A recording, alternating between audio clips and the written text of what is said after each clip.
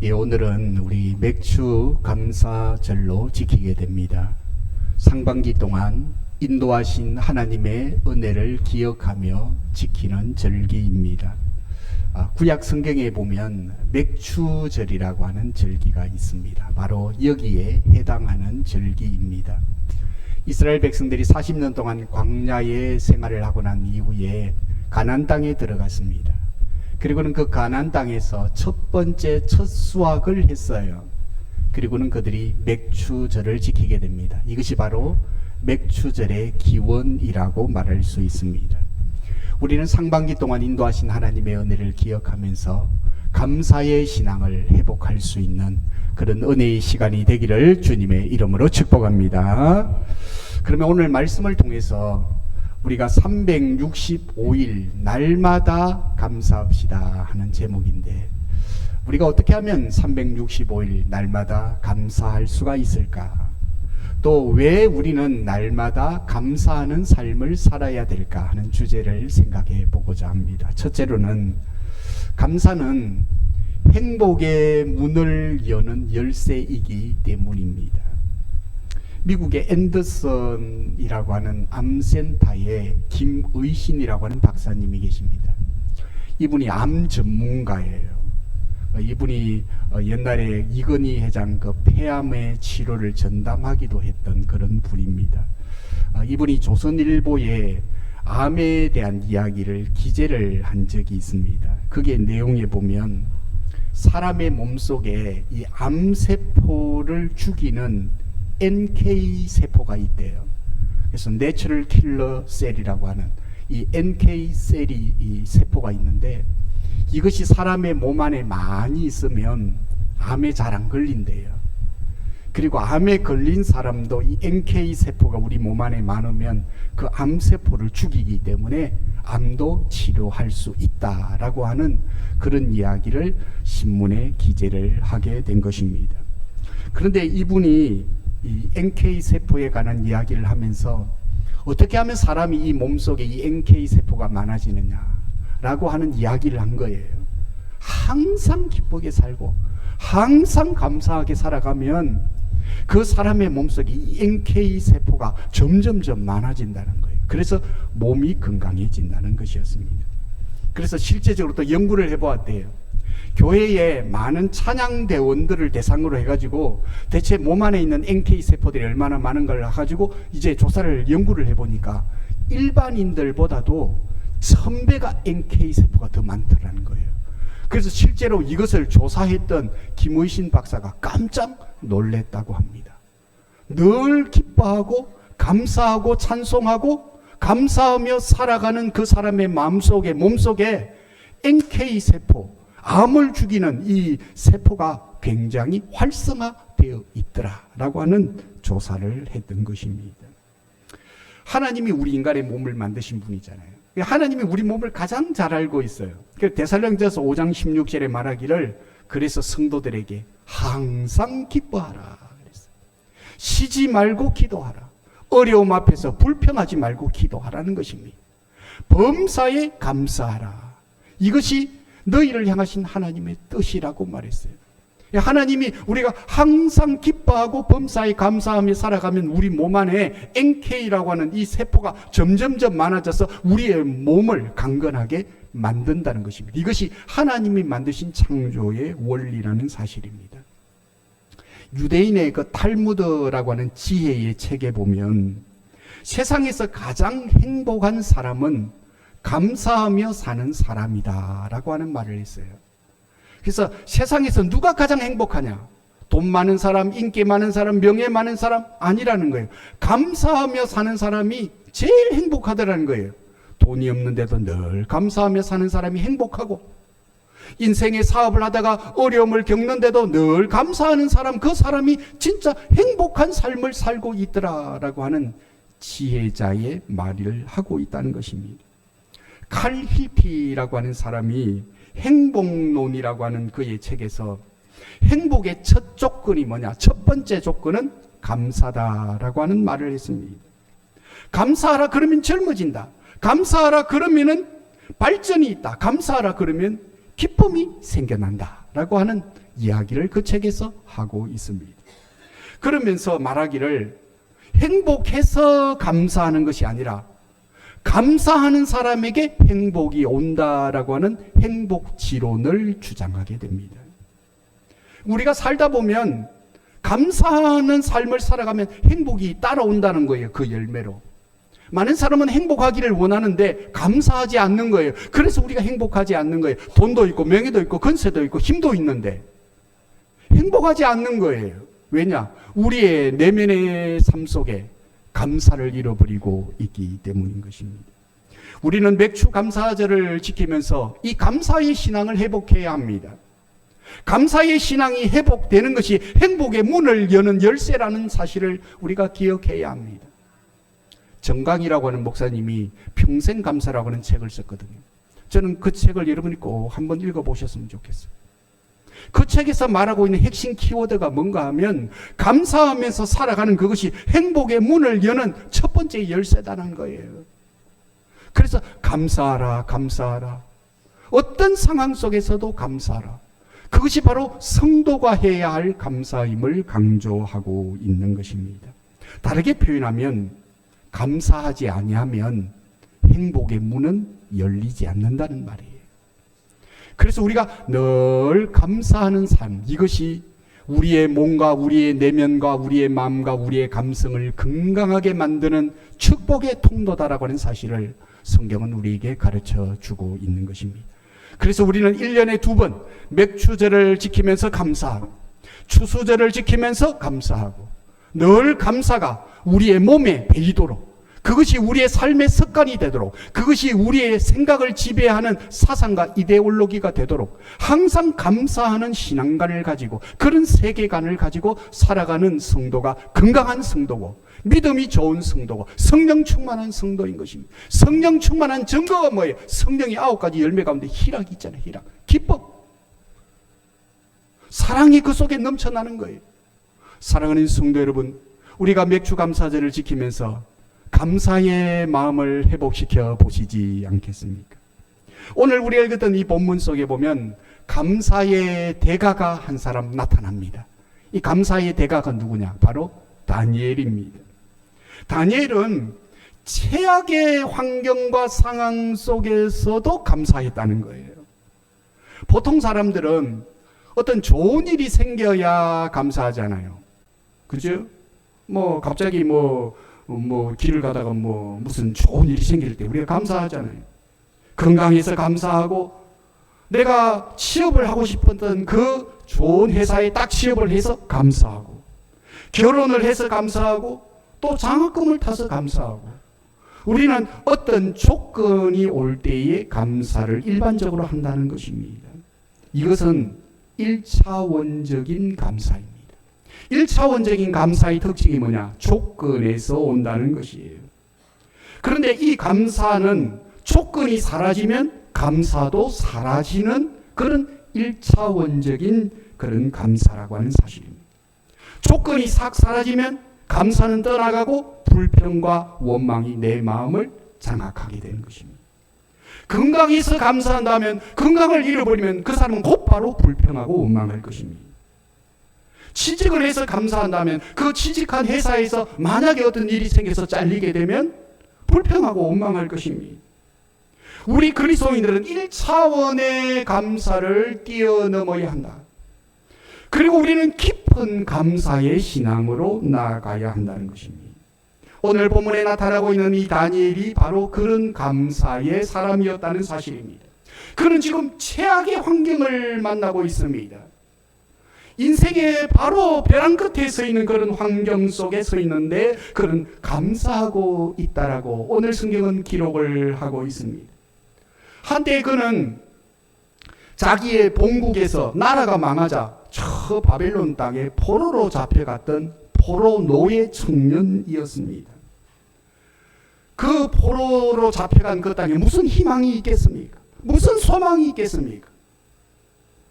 미래가 있겠습니까? 아무것도 그에게는 없었습니다. 그런데 하나님께서 은혜를 베풀어 주셔가지고 그를 정치인으로 입문하게 합니다. 그리고는 느부갓네살 왕의 꿈을 해몽함으로써 그는 고위 관직에 오르게 되지요. 그 이후로부터 그는 승승장구합니다. 그런데 역사의 대지각의 변동이 일어납니다. 바벨론이 페르시아에게 멸망을 당한 거예요. 나라가 완전히 뒤바뀌어 주인이 바뀌어졌습니다. 페르시아가 그 나라를 지배하는 그 세상이 되었는데 그 다리오 왕이 눈여겨 다니엘을 본 것이에요. 그리고는 그를 전국을 세계의 그 여러 도로 만들어 놓고 3명의 총리를 통해서 그 전국의 도를 통치하고 다스리게 했거든요. 그런데 그 3명의 총리 가운데 가장 우두머리로 다니엘을 세운 것입니다. 그러니까 페르시아의 모든 권한을 다니엘에게 주었다라고 하는 사실입니다. 이렇게 하자 저 포로 노예 출신이 저 이국의 땅에 와가지고 그 나라도 멸망해버린 그 땅에 사람이 와가지고 자기 나라에서 왕다음 가는 권세를 얻었으니까 시기하고 질투하는 사람들이 얼마나 많았겠습니까? 총리 2사람과 많은 고위 간직자들이 이 다니엘을 시기하고 질투하기 시작했습니다. 그리고는 그를 고소고발하려고 합니다. 요즘 우리로 말하면 청문회를 열어가지고 뭔가 잘못한 꼬투리가 있나 없나 라고 하는 것을 막 찾아내기 시작했다는 것입니다. 여자 문제가 있나 없나, 뇌물이 뭐 받은 적이 있나 없나, 자기 사람을 갖다가 아주 좋은 자리에 꽂아 넣은 적은 있나 없나 하면서 막 이 많은 사람들이 뒷조사를 다 해본 거예요. 그런데 아무리 털어도 틀리는 게 없는 거예요. 너무 깨끗한 정신이었기 때문입니다. 결국에 그들이 고소고발할 수 있는 건수는 딱 하나밖에 없었습니다. 그것은 바로 종교적인 문제였던 것입니다. 그는 가만히 보니까 매일 하나님 앞에 기도하는 거예요. 그리고는 그 기도하는 그것을 가만히 지켜보고는 왕에게 찾아갑니다. 왕이요, 30일 동안 누구든지 왕 외에 다른 신에게 기도를 한다든지 절을 하는 사람이 있으면 사자굴에 던져 넣읍시다 라고 하는 건의를 하게 됩니다. 그리고는 그것을 요즘 우리로 말하면 국회의 법안으로 만들어버린 것입니다. 왕이 거기에 도장을 찍어버렸어요. 악한 자들의 음모가 있는지 없는지도 모른 채 그런 도장을 찍고 맙니다. 이때에 다니엘은 어떻게 하고 있는가? 오늘 우리가 읽었던 이 본문의 성경은 우리에게 구체적으로 설명합니다. 우리가 읽었던 10절에 보니까 다니엘이 이 조서에 왕의 도장이 찍힌 것을 어떻게 해요? 알고도 그랬습니다. 자기 집에 돌아가서는 윗방에 올라가 예루살렘을 향한 창문을 열어놓고 전에 하던 대로 하루 3번씩 무릎을 꿇고 기도하며 그의 하나님께 감사하였더라라고 기록을 하고 있습니다. 우리는 이 본문을 읽으면서 깜짝 놀랍니다. 어떻게 이럴 수가 있느냐? 한편으로 보면 까무라칠 정도로 충격을 받게 되는 것입니다. 그는 전에 하던 대로 변함없이 하루 3번씩 무릎을 꿇고 기도하는데 하나님께 감사했다라고 기록하고 있는 것입니다. 대단한 신앙인인 것입니다. 다니엘은 지금 벼랑 끝에 몰려 있습니다. 악한 자들의 음모 속에 쌓여 있습니다. 자기를 죽이려고 하는 자들이 눈을 시퍼렇게 뜨고 쳐다보고 있습니다. 기도만 하면 바로 잡아다가 사자굴에 던져 넣을 태세를 하고 있습니다. 기도하면 사자굴에 떨어지는 것입니다. 사자의 밥이 되는 것입니다. 이게 다니엘이 처해 있는 현실입니다. 오늘 그가 이곳까지 오기까지 그 이국의 땅에 와가지고 노예로 잡혀와가지고 겨우 살아남았던 사람이 다니엘 아닙니까? 하나님의 크신 은혜로 그는 국무총리의 자리에까지 올라갔습니다. 이제는 뭔가 좀 편안하게 살 수 있을 것 같고 뭔가 이제 누릴 것 같은데 큰 위기에 놓여 있는 것입니다. 한편으로 해석해 보면 한 달만 참으면 됩니다. 왜냐하면 그 기간이 30일이라고 기한을 두고 있기 때문입니다. 30일 기도 안 한다고 뭐 큰일 일어납니까? 30일 기도 안 한다고 해서 세상이 무너집니까? 그렇다고 한 달 동안 기도 안 한다고 해서 곧바로 죽는 일도 일어나지 않지 않습니까? 사실은 반대로 기도하면 죽게 되는 것이죠. 이런 위기 속에서 다니엘은 죽으면 죽으리라 라고 결단하고 하나님 앞에 기도합니다. 창문을 활짝 열어놓고 예루살렘 하나님이 계신 곳을 바라보면서 기도합니다. 그것도 모자라서 감사했다라고 기록합니다. 우리는 이 본문을 보면서 다니엘이 어떻게 이런 상황 속에서도 감사할 수 있을까?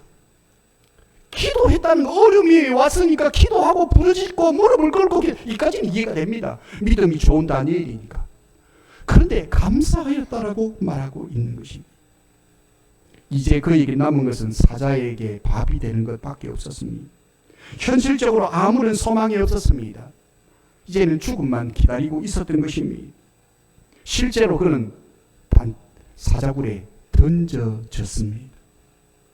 나중에는 이제 늦게 이 모든 상황을 파악했던 왕이 악한 자들의 음모였다라고 하는 사실을 깨닫게 됩니다. 땅을 치며 후회하죠. 하지만 왕의 도장, 당시에 페르시아의 그 도장을 찍고 나면 왕도 그것을 변개할 수가 없었습니다. 왕은 괴로워합니다. 성경에 보면 우리가 한 절만 읽었지만 왕이 너무나도 괴로워합니다. 밥도 못 먹고 잠도 못 잡니다. 그리고는 이른 아침에 그 사자굴로 뛰어갑니다. 다니엘아, 다니엘아, 네가 살아있느냐? 근데 이게 웬일입니까? 그 안에서 다니엘의 목소리가 들리는 것입니다. 그 배고픈 사자굴 속에 던져졌는데 그가 멀쩡히 살아있는 것입니다. 기적의 역사가 그때 일어났던 것입니다. 그날 밤 하나님께서는 천사를 보내가지고 그 배고픈 사자의 입을 막으셨던 것입니다. 그를 그 사자굴에서 건지고 난 다음에 자기를 참소했던 악한 자, 음모했던 그 사람들을 다 사자굴에 던졌을 때 성경에 보면 그들이 땅바닥에도 떨어지기 전에 사자들이 그들을 움켜쥐었다라고 말하고 있는 것입니다. 다니엘은 전에 하던 대로 기도하고 감사했습니다. 사실 이 다니엘의 기도와 감사는 어제 오늘 한 것이 아닙니다. 그는 늘 전에 하던 대로 기도하고 전에 하던 대로 감사했다는 것입니다. 그랬더니 놀라운 일들이 일어나기 시작하는 것입니다. 사랑하는 성도 여러분, 이것이 바로 성도의 감사인 것입니다. 성도의 감사는 일차원적인 감사를 뛰어넘어서 깊은 감사를 드리는 것입니다. 그런 깊은 감사하는 사람을 통해서 하나님은 일하시고 역사하시고 기적을 베푸시는 것입니다. 전에 하는 대로 기도하고 감사했다. 감사했더니 내가 알지 못하는 길을 하나님이 여셨습니다. 감사했더니 새로운 살 길을 하나님께서 열어주셨습니다. 감사는 하나님이 일하시는 방식이다라고 하는 사실을 알게 됩니다. 우리가 아무리 믿음이 좋아도, 우리가 처해 있는 환경이 아무리 암울해도 우리가 감사하지 않는다면 하나님은 감사를 하는 자를 통해서 역사하시는 하나님이기 때문에 우리는 그 기적을 경험하기가 어려울 것입니다. 감사가 우리 몸에 배어 있도록 전과 같이 그는 늘 기도하고 감사했던 것처럼 하나님, 나도 다니엘처럼 감사하는 신앙인이 되고 싶습니다. 감사하는 신앙의 사람으로 나를 변화시켜 주옵소서. 오늘도 기도하는 마음으로 우리가 이 맥주 감사제를 지켜보시지 않겠습니까? 저는 어릴 적부터 이제 교회를 다녔었습니다. 그때 주일학교 때 배운 찬송이 가끔씩 기억납니다. 감사, 감사, 아침에도 감사, 한낮에도 감사, 감사, 감사, 해질 때도 감사. 어릴 적에 불렀던 이 찬송이 늘 때로는 생각이 나요. 저도 예수님을 깊이 만나기 전에 굉장히 부정적인 사람이었습니다.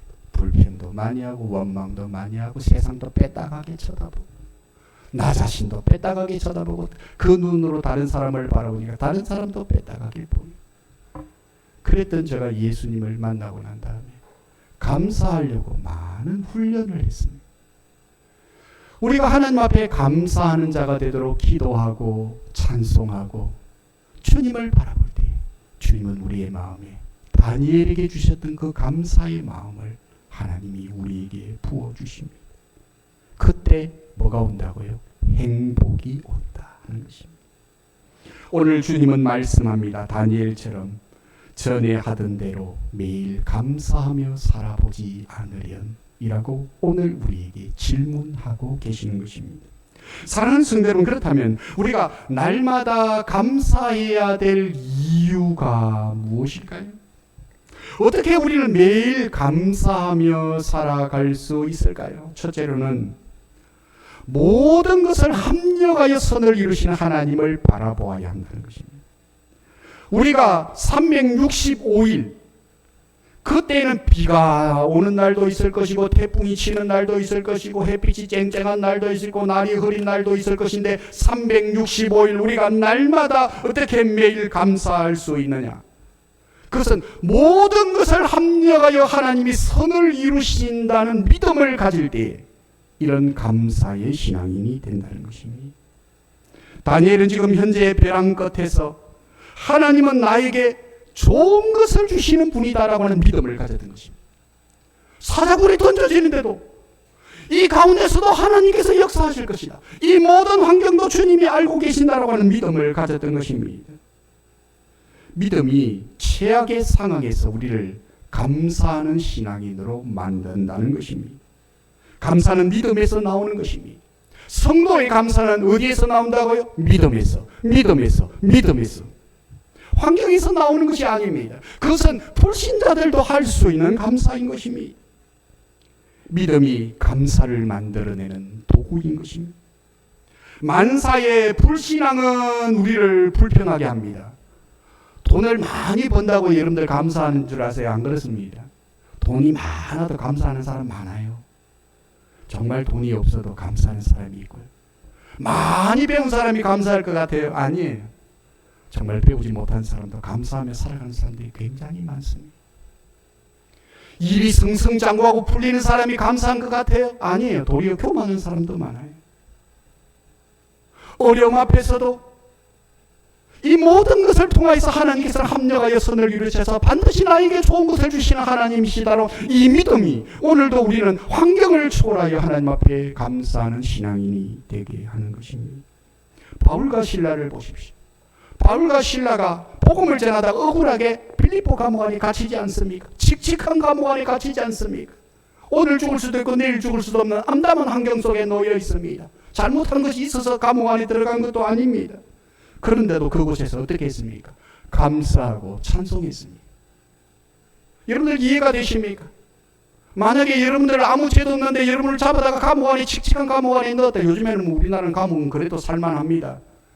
당시 시대의 그 감옥은 정말 사람이 살 곳이 아니지 않습니까? 그곳에 갇혔을 때 정말로 감사하고 찬송할 수가 있겠습니까? 그런데 그렇게 할 수 있었던 이유가 뭐냐? 모든 것을 합력하여 선을 이루실 하나님을 믿었기 때문인 것입니다. 그 믿음이 옥문을 열게 했습니다. 그 감사가 간수장의 마음을 움직여서 예수를 믿게 했습니다. 그 놀라운 역사를 통해서 빌립보 교회가 세워지게 하였습니다. 하나님은 놀라운 일들을 펼쳐가신 겁니다. 만약에 그 빌립보 감옥 안에 갇히는 일이 없었다면 빌립보 교회가 어떻게 세워졌습니까? 간수장이 어떻게 예수를 믿을 수가 있었겠습니까? 하나님은 감사와 찬송과 기도를 통하여서 오늘도 놀라운 일들을 펼쳐가시는 하나님이십니다. 그 하나님을 만나기를 원하십니까? 그러면 오늘 감사하십시오. 여러분이 처해 있는 환경이 어떤 환경 속에 있든 저는 잘 모릅니다. 우리 각자 살아가는 삶의 터전을 우리는 다 알지는 못하지만 하나님은 알고 계십니다. 감사하십시오. 로마서 8장 28절에 우리가 알거니와 하나님을 사랑하는 자 곧 그 뜻대로 부르심을 입은 자들에게 모든 것이 합력하여 선을 이룬다. 이것을 믿으면 여러분의 삶에 있는 모든 환경을 통해서도 합력하여 선을 이루실 하나님을 만나게 될 것입니다. 비로소 그때 우리는 다니엘과 같은 감사의 신앙인이 되는 것입니다. 다니엘의 감사는 믿음에서 나왔다. 우리가 이것을 깨달아야 합니다. 환경에서 오는 것이 아닙니다. 우리는 수많은 사람들이 환경에서 감사의 조건을 찾기 때문에 오늘도 우리는 감사를 잃어버리고 살아가는 것입니다. 환경을 초월하여 성경이 말하는 범사의 감사자가 되어 보시지 않겠습니까? 그러면 우리 마음에 기쁨과 행복을 하나님이 부어주실 것입니다. 두 번째로는 우리가 365일 어떻게 하면 감사자가 될 수 있느냐? 하나님이 역사의 주관자임을 알아야 합니다. 이 세계의 역사, 이 대한민국의 역사, 그리고 우리 가정의 역사를 주관하고 계시는 분이 누구다고요? 하나님이라고 하는 믿음을 가져야 하는 것입니다. 다니엘은 자신의 상황을 하나님이 잘 알고 있다는 것을 믿었습니다. 억울하게 악한 자의 음모 속에 있다는 것을 그 가운데서도 하나님이 보고 계신다는 것을 믿었습니다. 하나님께서 그 인생을 인도하실 줄 믿었습니다. 페르시아의 그 총리들과 고관들이 자기의 인생을 좌지우지할 수 없다라고 하는 것을 믿었습니다. 역사의 흥망성쇠를 하나님이 붙들고 계신다는 사실을 믿었습니다. 자신이 오늘 돌이켜보면 이 총리의 자리까지 올라간 것이 하나님의 인도하심임을 알았습니다. 하나님이 세우시고 하나님이 무너뜨리시고 하나님이 높이시고 하나님이 낮추신다는 것을 믿었습니다. 오늘날 신앙인들이 이 믿음을 가져야 합니다. 내 스스로 높아지려고 몸부림치지 말고 하나님이 나를 높여주시도록 기도하고 믿음으로 살아야 합니다. 내 힘으로 발부둥 치지 말고 하나님께 맡겨보십시오. 내 힘으로 자꾸 노를 저어가지고 막 그 바다를 건너가려고 하지 말고 인생의 풍랑을 지나가려고 하지 말고 믿음의 돛대를 달아보십시오. 하나님이 바람을 불게 하셔서 내가 죽을 똥살똥 팔을 휘젓고 노를 젓는 것보다 더 빨리 가게 하실 것입니다. 사무엘상 2장 6절에 여호와는 죽이기도 하시고 살리기도 하시며 수월에 내리기도 하시고 거기에서 올리기도 하시는도다. 여호와는 가난하게도 하시고 부하게도 하시며 낮추기도 하시고 높이기도 하시는도다.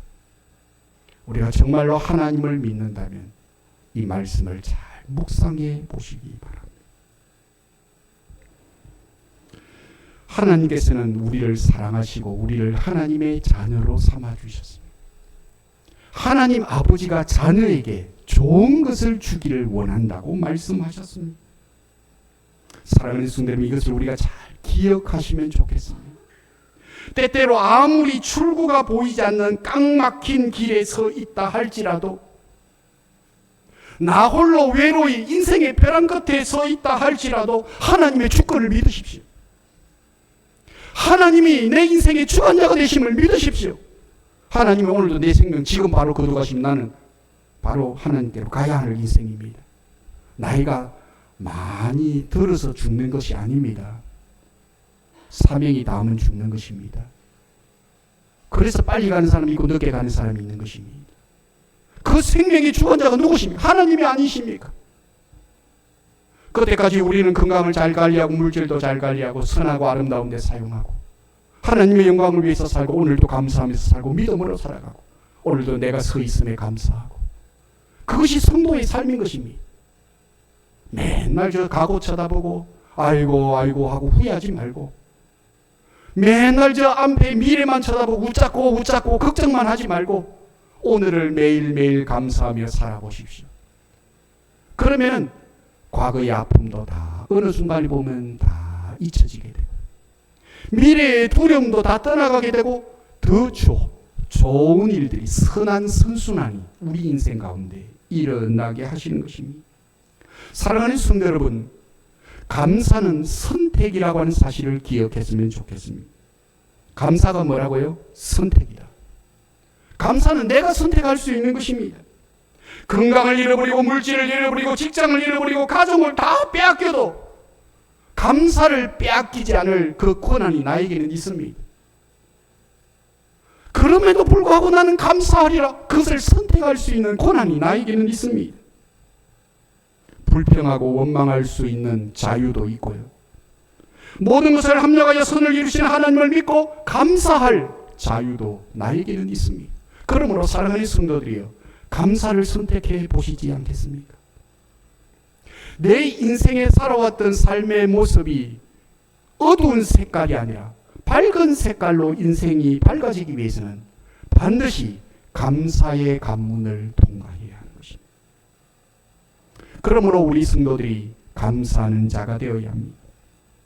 철학자 아리스토텔레스는 인간의 마음 중에 가장 쉽게 널는 부분이 있다면 그것이 바로 감사의 마음이다라고 했습니다.